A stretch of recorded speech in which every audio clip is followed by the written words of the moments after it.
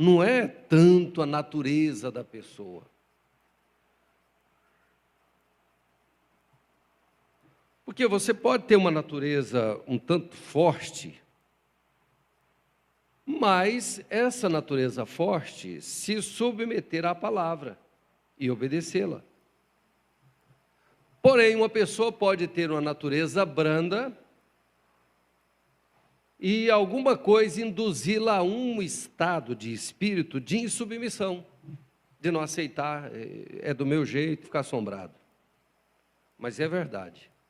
Até na área da ciência, desde a ciência, do nível mais alto, eclesiástico lá em cima, passando pela ciência, tudo, até nos níveis mais baixos.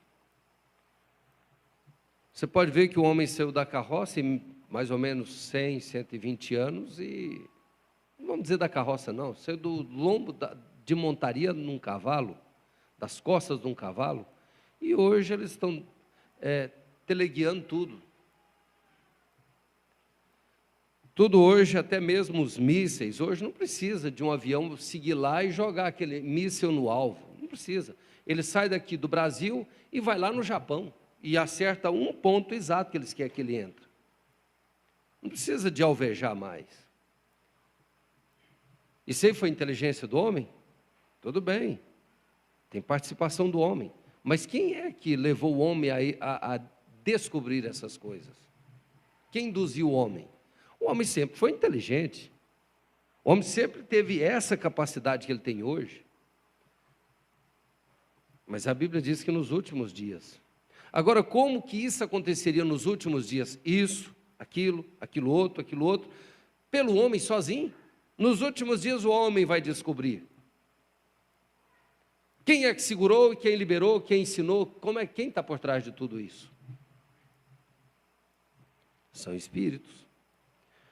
Reservado para esses últimos dias que tantas profecias estavam escritas, para isso foram liberados 200 milhões de demônios que estavam presos não em cadeia, circunstancialmente, eles não podiam trabalhar. Eles estavam lá, vocês ficam parados, vocês não têm que trabalhar agora, vai chegar a hora de vocês entrar em ação. Chegou a hora, liberou, o que deu? Então isso atinge todas as esferas. E isso envolve até a questão de saúde da humanidade. Você vai ver que há alguns anos atrás não existiam certas doenças que nós vemos hoje. Quem ouvia falar de depressão, de ansiedade, dessas coiseiras todas que as pessoas sentem, essas sensações estranhas, como diz o irmão Brana? Isso tudo são coisas provocadas. Vai diagnosticar, cadê a doença? Onde é que é? Saiu no raio-x, saiu no exame de sangue, saiu onde? Onde é que saiu essa doença? Onde é que ela está, de fato? Se a sua parte espiritual, vamos chamar assim, ela é virtual, não é uma coisa que se pega. Se ela é virtual, então tem que haver alguma coisa espiritual envolvida em certas doenças. Então, como é que eu faço, Jesus? Eu estou perdido. Não é assim. Tem participação? Tem. Mas Isaías 53? E a palavra em si? E a promessa que se nós realmente nos posicionássemos contra essas coisas, nós obteríamos resultado se o fizéssemos com fé? Mas às vezes nós nos envolvemos tanto, porque hoje o diabo ele está trabalhando exatamente nos seus sentidos, principalmente do espírito. O objetivo principal do diabo é atingir o espírito do homem. Não é a carne, porque a carne ela é controlada pelo espírito. Se a carne é controlada pelo espírito, então vamos investir onde está o comando. Quando um exército vai invadir uma nação ou qualquer lugar ali, eles não vão lá para atingir o civil, eles não vão lá para matar o civil, eles não entram matando o civil. Onde eles vão? Nos quartéis generais. Onde está? Comando. Onde está quem controla, onde está a força. Eles vão nos fortes, Eles vão nesse lugar. Então, onde é que o diabo vai te atingir? Se ele te colocar uma enfermidade, isso te colocaria uma enfermidade no corpo, ele coloca um câncer no seu corpo, isso vai te fazer tomar certas atitudes? Vai te fazer errar em certas coisas? Vai? Não vai. Isso vai te colocar no estado de contrição, de desespero, de medo. Mas se ele colocou enfermidade na sua memória, e se ele enfermar a sua consciência, e se ele enfermar o seu raciocínio, a sua imaginação, então ele vai controlar seu corpo através daquilo.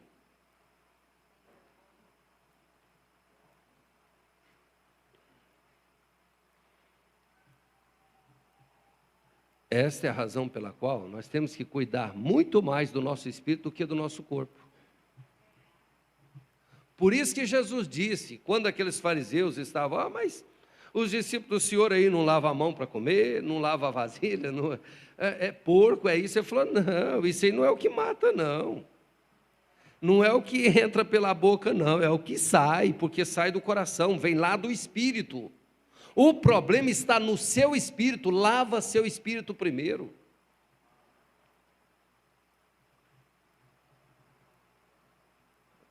O que acontece quando a pessoa está com problema em sua memória? Não estou falando de memória de esquecer. O pior problema da memória não é o esquecimento, é lembrar. É lembrar. Esquecer não é o problema é lembrar. O problema é que sua memória faz questão de esquecer o que precisava ser lembrado e lembrar o que precisava ser esquecido. Quando a memória interage com a consciência e a imaginação, o que acontece? Olha as reações do corpo agora.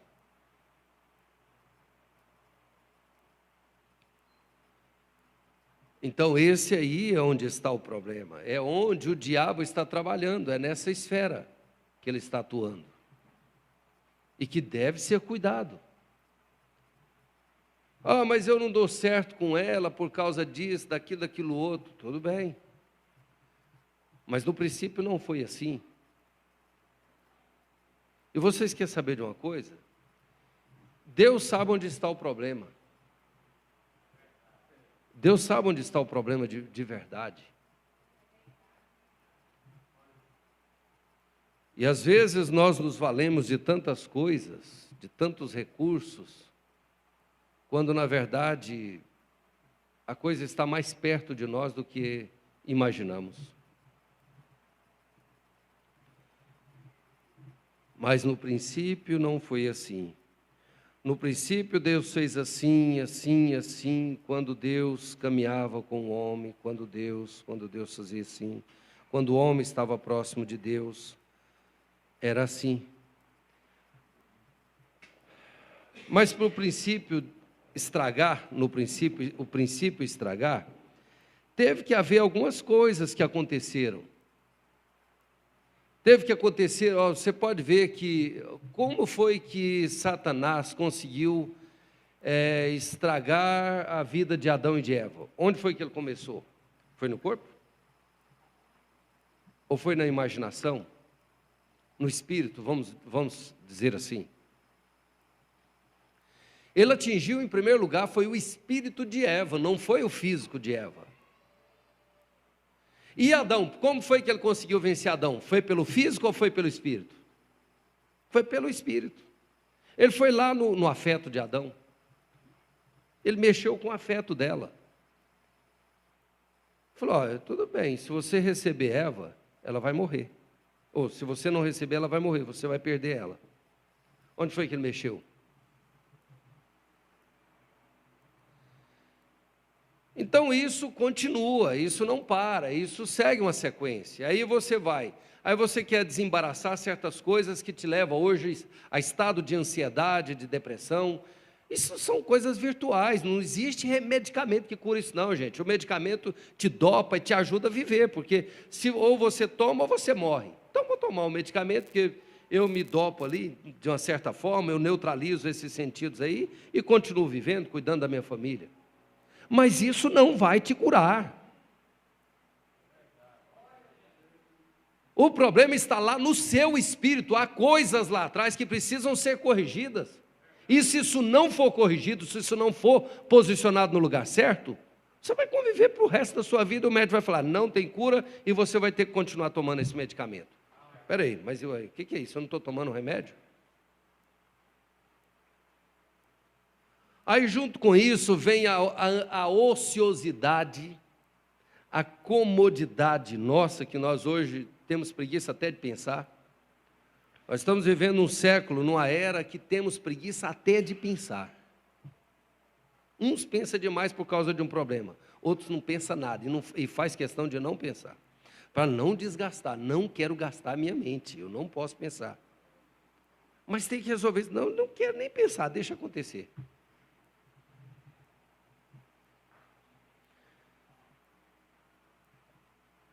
Aí você vai falar, não, de hoje em diante eu não tomo mais remédio. Não toma não, e você vai ver o que vai acontecer. Se você não resolver o problema, não ir para o Calvário, não ir para o altar, porque se o nosso problema está no nosso espírito, só existe uma forma de resolvê-lo. Não é uma questão pessoal, uma coisa você fala assim, de agora em diante vai ser assim. Não, não vai ser não. Você não vai dar conta, você tem que buscar a ajuda de um especialista. E o especialista não é o doutor fulano de tal, é Jesus Cristo. Se o problema está lá no seu espírito, Jesus Cristo cura, o médico não. O médico te dá um remedinho que te controla, e toma isso até Jesus te curar. É melhor o remedinho do que nada. Enquanto você não conseguir aquela consulta com o especialista, e ele te dá o medicamento certo, que cura realmente a sua memória, que cura a sua imaginação, que cura a sua consciência, que cura o seu afeto, que cura esses sentidos, continua tomando esse remédio, mas busque a cura lá. É lá no Calvário que está a cura. É lá está a cura para o nosso espírito. Então,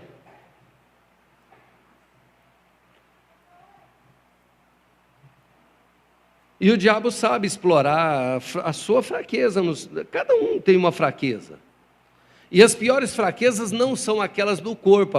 A pior fraqueza que nós temos são fraquezas espirituais.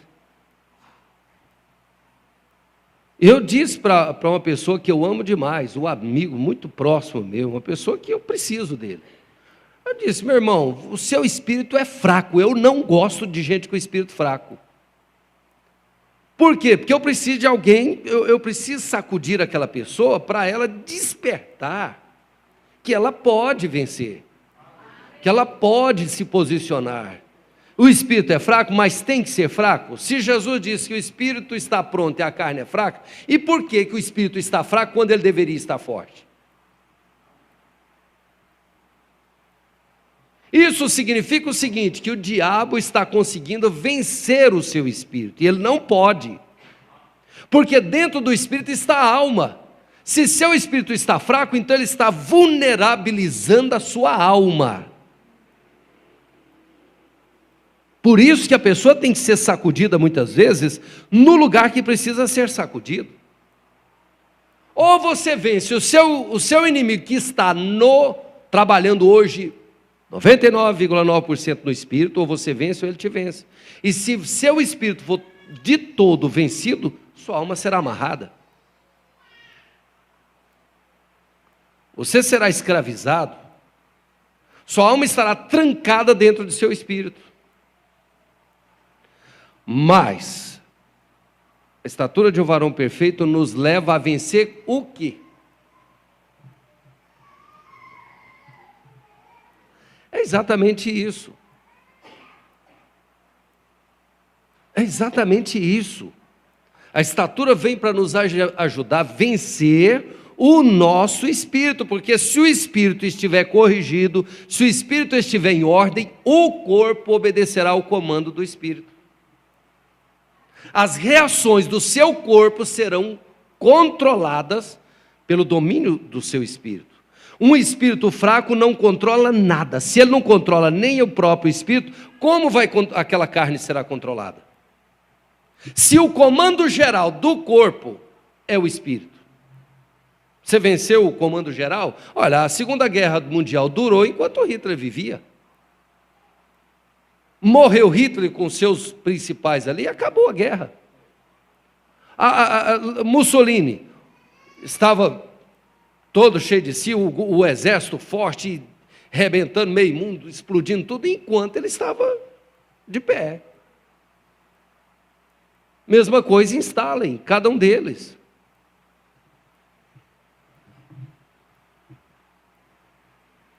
Venceu o comando geral, toda a nação está sob governo. Você vê lá, ó, Golias era a autoridade máxima dos filisteus. Ele era mais forte do que o próprio rei, era mais forte do que o general, era mais forte do que todo mundo, era um sujeito ungido para aquela finalidade. Matou Golias, acabou a guerra. Saíram todo mundo desesperado. Então há certas coisas em nós que tem que ser vencida, e aquilo está ligado ao Espírito. Você pode ver que até Israel lá, ó, por que eles estavam batendo os joelhos? Não era por causa do medo? O medo está no corpo ou está no Espírito? Por que Saul, sendo tão grande, não enfrentou Golias? O problema dele era espiritual. Em primeiro lugar, ele não estava bem com Deus. Saul era desobediente a Deus, ele não obedeceu. Então, como ele estava desobedecendo a Deus, seu espírito estava vulnerável, seu espírito estava fraco. Ele não tinha autoridade em seu espírito para enfrentar Golias. Porque se ele estivesse revestido de algum poder maior, que era o mesmo espírito que havia revestido Davi, ele teria saído para a batalha. Ele não teria olhado. Gente, quando Israel entrou dentro de Canaã, estava cheio de gigantes. Não tinha só um Golias lá e mais 4 irmãos, não, gente. Era gigante por todo lado. É tanto que Israel, quando foi lá, os 12 espias, os 10 voltaram dizendo: nós somos como gafanhoto. Se é gafanhoto, somos como gafanhoto, então diante de que eles estavam? Então, a questão é que até ali eles estavam revestidos com o mesmo Deus que estava dentro de Davi. O que nos faz perder, enfraquecer, cair em certas situações, é nosso espírito que está desajustado. O problema está no espírito. O espírito é o comando geral. E dentro desse comando geral está a alma. Uma alma onde Deus entra, está ali dentro, todo aquele espírito é dominado por aquela alma que tem Deus dentro dela. E uma vez esse espírito sendo comandado por Deus que está dentro da alma, gente, o corpo obedece. Uma nação vai tudo bem, mal e mal, como nós estávamos aí. Tínhamos problemas? Tinha. Corrupção? Tinha o Romanos I por aí? Tinha, mas não era como está hoje. Quem está no comando? Olha como que as coisas, que direção tomaram depois que trocou o comando. A questão é essa.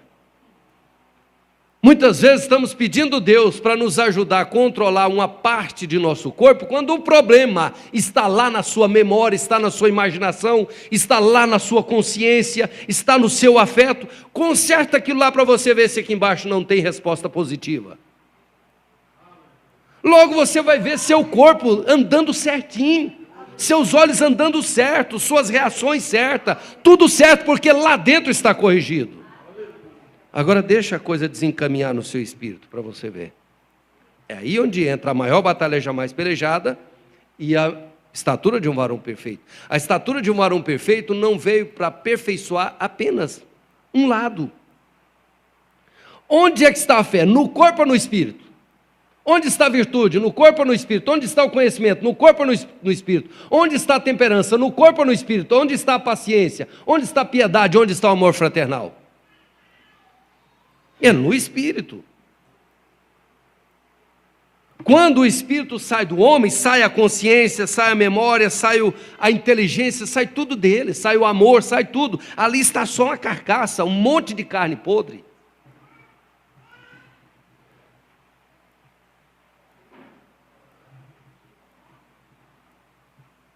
O espírito saiu do homem.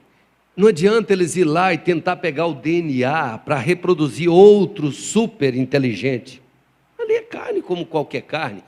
A questão está no espírito. Depois que você tem consciência disso, que a coisa a ser posicionada, a ser colocada no devido lugar é seu espírito, o resto fica fácil. Fica fácil. Fica fácil. Aí o irmão Brana vem e fala de espíritos desajustados. Alinhe teu espírito. Por que o irmão Brana disse isso? Alinhar com o quê? É com a palavra, é com a mensagem. Alinhou com a mensagem, seu corpo obedece. Você vai ver que será diferente. Certas tentações, certas coisas que você diz, isso é impossível de vencer. Você vai falar assim, mas o que é isso? Isso que eu pensava que era tão difícil, é tão fácil. Não é fácil para um espírito sob o domínio do Espírito Santo. Porque quem está vencendo não é seu espírito, é Deus através de você. Aí você diz, o Senhor é a força da minha vida. É, só assim. Se não for assim, Ele não é não. Aí, o que é a força da sua vida? Aí você vai olhar em volta. A mente e o espírito de uma pessoa são a mesma coisa? Ou totalmente, ou tem alguma relação entre si? A mente e o espírito. A mente é o espírito. A mente é o espírito. A única coisa que está fora, existe uma parte mecânica e a dinâmica. É como um carro. Dentro da mente está os 5 sentidos.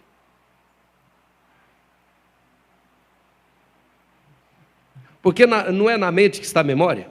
Não é na mente que está o afeto? A imaginação, a consciência é na mente. Só que esta mente é um conjunto, é o conjunto dos sentidos. A mente é formada por esses sentidos. A diferença está no cérebro, é falar, os neurônios, esse neurônio liga a consciência ao subconsciente, está uma ligação aqui, tudo bem, então se a consciente, aí eles dividem o cérebro em várias partes, está aqui está o hipotálamo, aqui está isso, aqui está aquilo, é aqui que está a sua memória, aqui está a sua consciência, aqui está a sua imaginação, aqui está, muito bem, aí morreu Einstein. Aqui está a consciência, tá? Então, se a consciência está aqui, aqui está a sua inteligência. A inteligência é a mente. Vamos tirar essa parte do cérebro e vamos implantar, antes dele morrer, noutra pessoa, então. Não funciona. Não tem nada ali. É só músculos.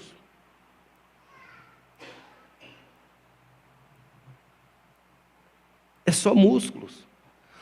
O seu espírito se valeu de cada uma daquelas interligações neurais que existiam ali dentro. Só isso.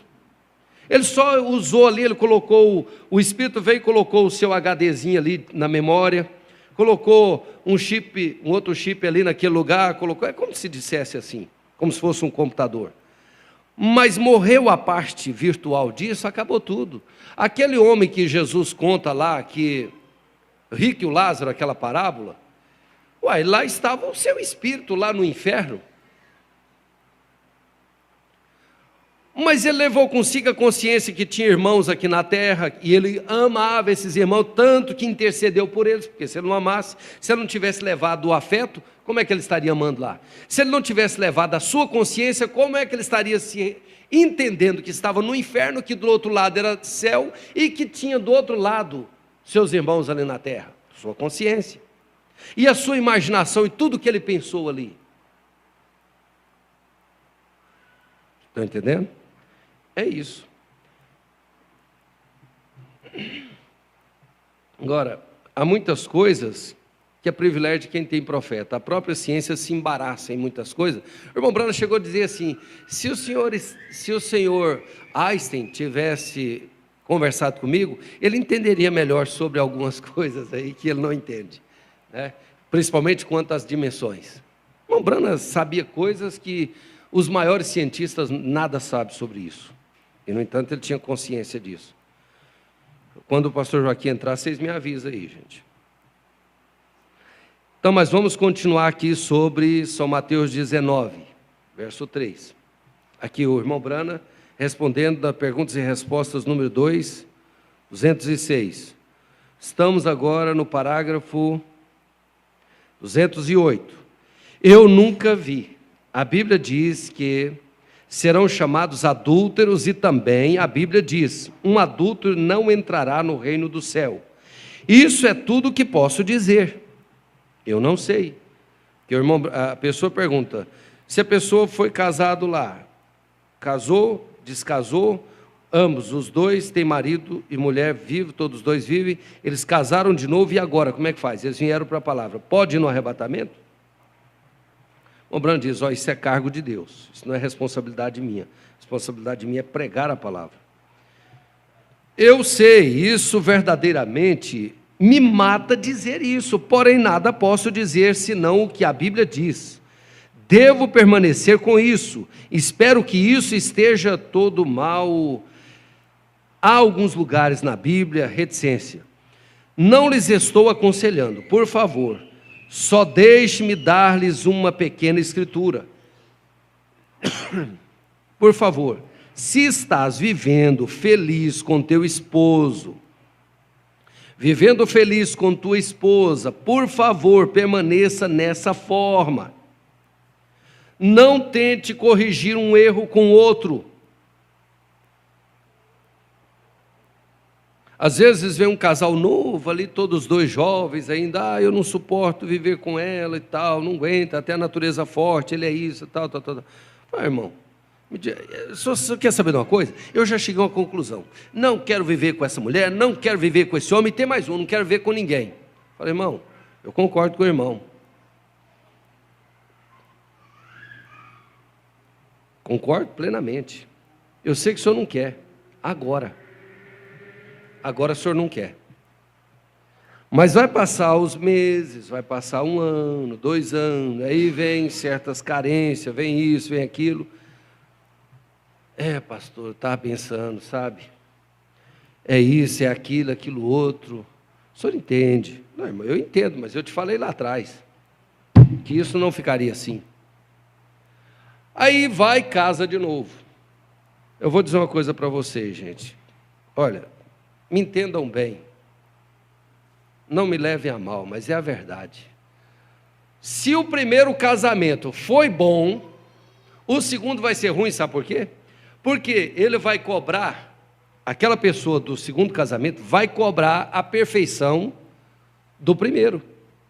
Mas se foi perfeito o meu casamento, aquele homem foi tão bom, aquela mulher foi tão boa, por que esse não é? Por que aquela fazia isso e esse não faz? Por que não faz? Por que não é igual? Por que não me dá atenção? Por que não é assim? Por que não é assado? Quer ver outra coisa? Se o primeiro foi mal, o que vai acontecer? No segundo? Meu Deus do céu, lá vem de novo. Aí começa a desconfiar. Sei lá. Se chegou um pouquinho atrasado, o primeiro, quando ele atrasava, eu sei, ele ia lá para... E isso vai terminar nisso, quer ver? E isso significa isso, quer ver? E isso tem relação com aquilo. Isso é cheio de ligação horrível na vida para lembrar. Tinha tudo para dar certo o segundo, porque o segundo é bom, mas vai estragar por causa do passado. Normalmente é assim. E no final, lá na frente, a maioria, gente, se tiver 1 em 1 milhão, é muito, 1 em 1000 ou 1 milhão, não sei, que diz assim, graças a Deus, nós vivemos em paz. Se vem estragado do primeiro, acaba estragando o segundo. Se o primeiro foi bom e o segundo não era tão bom, vocês sabem o que acontece. Mas lá na frente vai dizer assim, quer saber um negócio? O certo mesmo era a gente ter sentado e resolvido esse problema e ter ficado com o primeiro. Não ter nem largado. Se eu tivesse tentado consertar o primeiro e tentado viver, estaria melhor do que isso que eu vivo hoje. Sempre a conclusão é essa. Gente, desde 90 e alguma coisa que eu estou envolvido com o ministério, desde 87 que comecei a pregar, mas envolvido no ministério, foi desde 90 e poucos. E já cheguei até a ajudar a atender, auxiliando o pastor Joaquim no escritório, muitas vezes. É assim, gente. É assim. Eu não estou criando nada, não. Se você tiver em dúvida, faça para você ver. Para lá na frente você dizer, realmente ele tinha razão, mas agora? E agora? O que adiantou você concluir fora de hora? Tem que concluir agora, enquanto está em tempo. Enquanto pode consertar, enquanto pode relevar, enquanto pode resolver. Agora, depois... Deixa eu só concluir isso aqui para nós, o pastor Joaquim já entrou. Olha aqui, ó. Senão fica no ar, né? Se você está vivendo feliz com tua esposa, por favor, vivendo feliz com teu esposo, vivendo feliz com, assim, ambos, permaneçam nessa forma. Porque, haja dito, não deixem sem lar a esses filhinhos e coisas como essa. Deus tem feito restituições em lugares para pessoas que fizeram essa coisa mal. Não casaram corretamente, erraram nisso. Vocês recordam, Jesus disse que Davi, que quando ele teve fome, entrou no templo de Deus e comeu do pão da proposição, o qual era lícito unicamente para o sacerdote, cometeu esse erro, né? Deus perdoou, e é encontrado sem culpa. O sacerdote também blasfemou o sábado no dia de sábado, e foi encontrado irrepreensível, e aqui há um maior que o sábado. Vamos deixá-lo a Deus e seguir adiante e apenas viver da maneira que você simplesmente vivam para Cristo agora. Vejam, pode que haja uma oportunidade para que entres. Não faças 2 erros, nunca corrigirão um. Já errou no começo? Errou agora, ainda vai tentar consertar? Ou errou e está querendo consertar da maneira errada? Olha o que ele diz no final. Apenas siga adiante e viva da forma que estás. Se estão felizes juntos, você pode ter a companheira errada. Você pode ter a companheira errada. Aqui. Eu direi uma coisa. Se você tem a companheira errada nesta esposa, nesta vida, ele corrige, você nunca terá isto na outra. Está errado, não funciona, está difícil conviver? Espera. O milênio corrige isso. O milênio vai colocar isso no devido lugar. Todas as coisas erradas serão endireitadas. É só ter paciência. Não vai tentar consertar. E quanto a estar no arrebatamento, é eleição, é predestinação. Se você errou, você vai purgar seu erro, mas isso não te tira do arrebatamento. Se você faz parte da noiva do Senhor Jesus Cristo, ainda que você dissesse assim, eu não tenho condições de ir no arrebatamento, eu desisto do arrebatamento, sabe o que Deus faria com você? Ele ia diminuir seus dias de vida, te colocar na cama, te colocar numa situação de penúria tal, que você ia dizer, oh Deus, eu dei por entregue, me perdoa minhas palavras.